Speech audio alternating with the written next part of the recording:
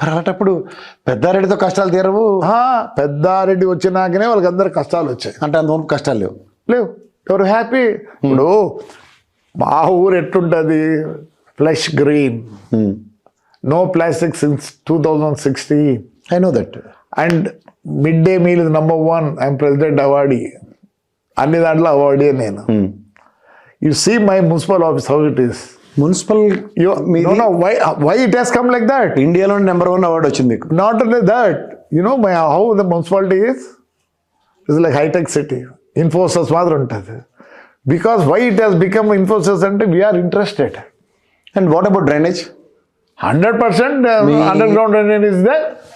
అది పొంగి పొరలేని ఉదంతాలు అండ్ నేను సేమ్ సార్ మీరు పెన్నాలో కలుపుతున్న ఉదంతం. ఉదంతం అది. ఇప్పుడు నీకు తెలుసా ఈరోజు జరుగుతుంది. అదే చెప్పండి. చండీగఢ్ నుంచి బండ్లు వచ్చాయి, మిషన్లు వచ్చి వీడికి నేను ఏం చేసినానంటే దాంట్లో 600 డయాలైనా పోవాలంటే వీడు ప్లాట్లో అందరూ మాట్లాడుకొని ఒక 400 డయా తెచ్చి దాంట్లో కలిపినాడు. యాక్చువల్లీ పోవాల్సింది వాటర్ 450 గ్యాసెస్ ఎయిర్ పోవాల్సింది 600. Suddenly he joins one more pipe into the 600 dia.